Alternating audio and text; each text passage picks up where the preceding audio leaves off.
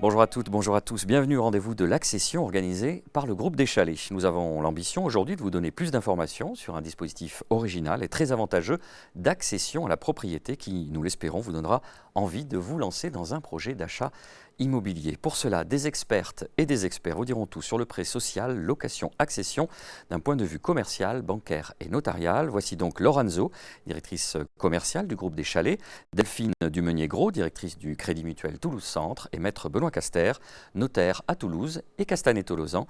Merci d'être avec nous aujourd'hui. Alors, histoire de partir sur de bonnes bases, Lorenzo, qu'est-ce qu'on entend par le prêt social location-accession ? Alors le PSLA, qui est plus connu sous le nom location-accession, est un dispositif qui a pour vocation d'aider le plus grand nombre à accéder à la propriété. Donc aider les personnes à acheter leur résidence principale grâce à des tarifs préférentiels. Alors, la petite spécificité, on l'entend dans le location, c'est qu'il y a une phase de location. Tout à fait.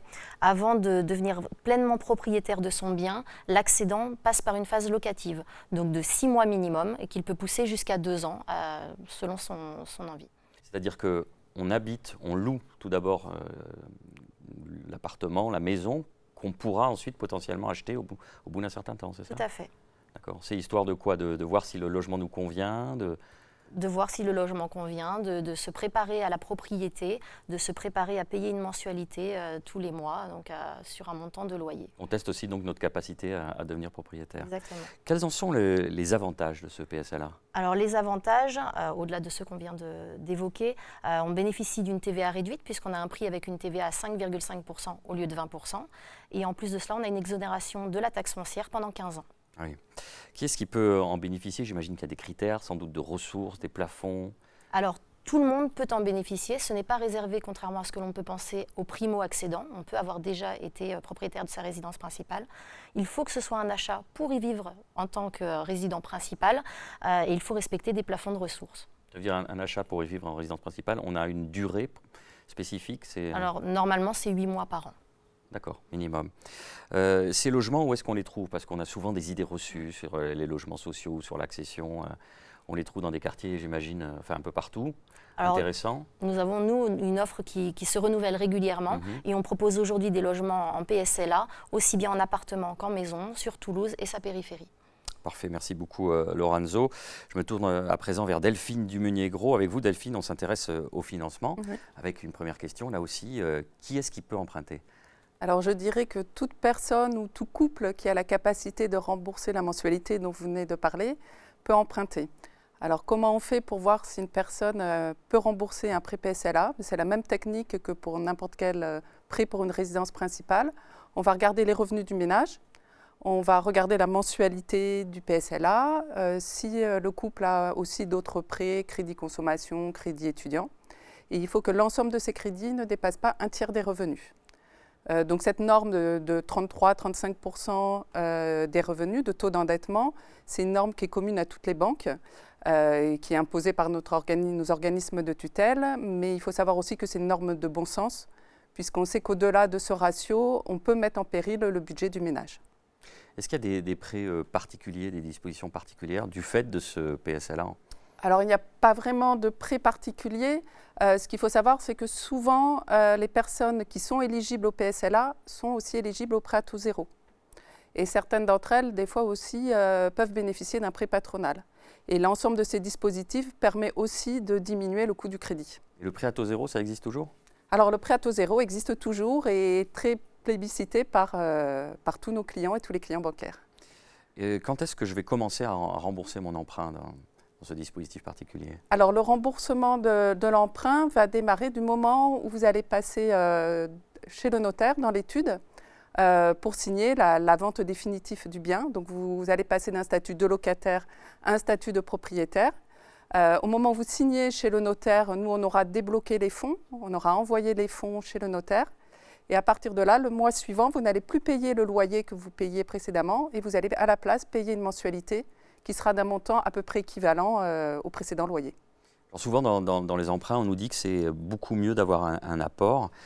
Là aussi, j'imagine, vous avez dit finalement, c'est des prêts complètement classiques, des financements classiques. Pourquoi d'ailleurs c'est important d'avoir un apport ? Alors, on demande toujours, sur une acquisition résidence principale, d'avoir un apport qui couvre à minima les frais. Donc, ça va être les frais de garantie, ça va être les frais de dossier. Pourquoi on demande ce type, et les frais de notaire aussi, pourquoi on demande ce type d'apport? Tout simplement parce qu'on ne veut pas financer plus de 100% de la valeur du bien.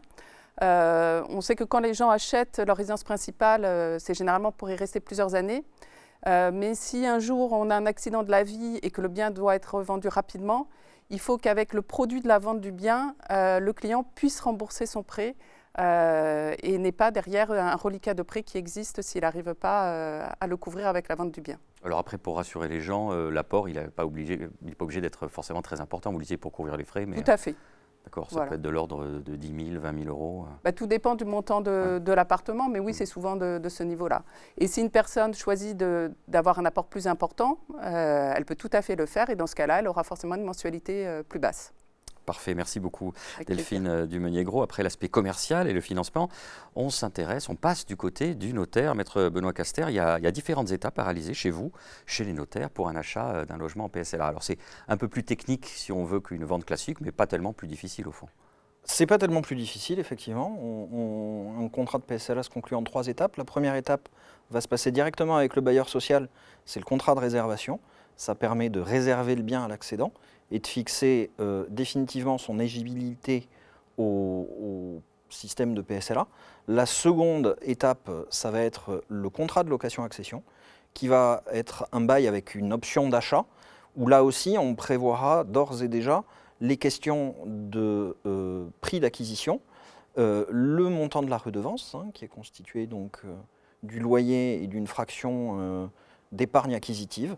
Et enfin, la dernière étape sera la signature de l'acte définitif chez le notaire, donc, où on constate le transfert de propriété du bien, du patrimoine du bailleur au patrimoine de l'accédant, qui devient donc propriétaire contre le paiement du prix.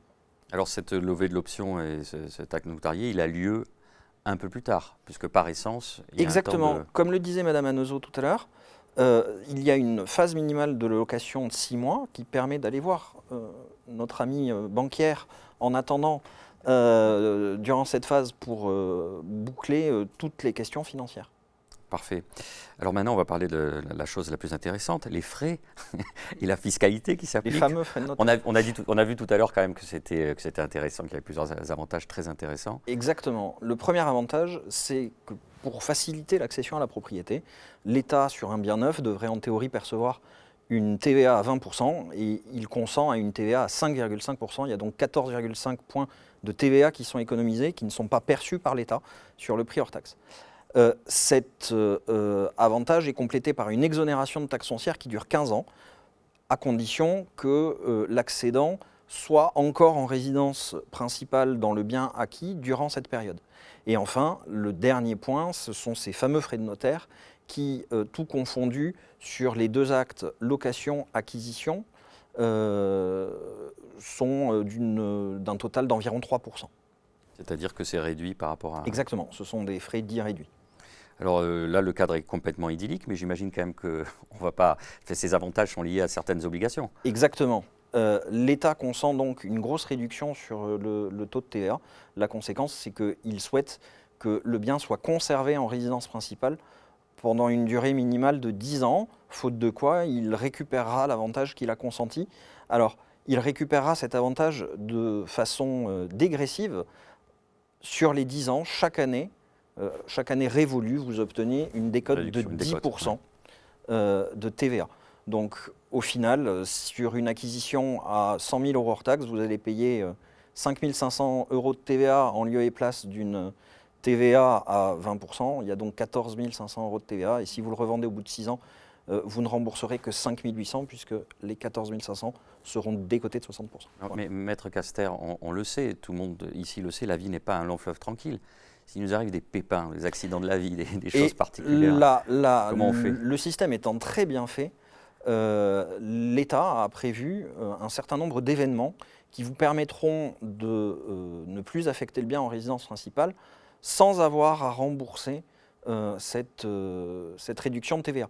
Vous avez des exemples concrets ? Exactement. Et alors, ils sont limitativement énumérés Oui. par le bulletin officiel des finances publiques auquel il faut se référer, mais ce sont en gros des incidents de vie, un divorce, un décès, une rupture de Pacs.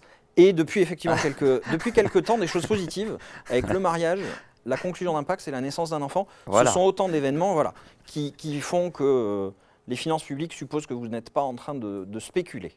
Merci à tous les trois pour vos éclairages. Le PSLA ne devrait plus avoir de secret pour vous. Si vous souhaitez en savoir plus et découvrir les programmes en cours, je vous invite à vous rendre sur le site leschaletsaccession.com.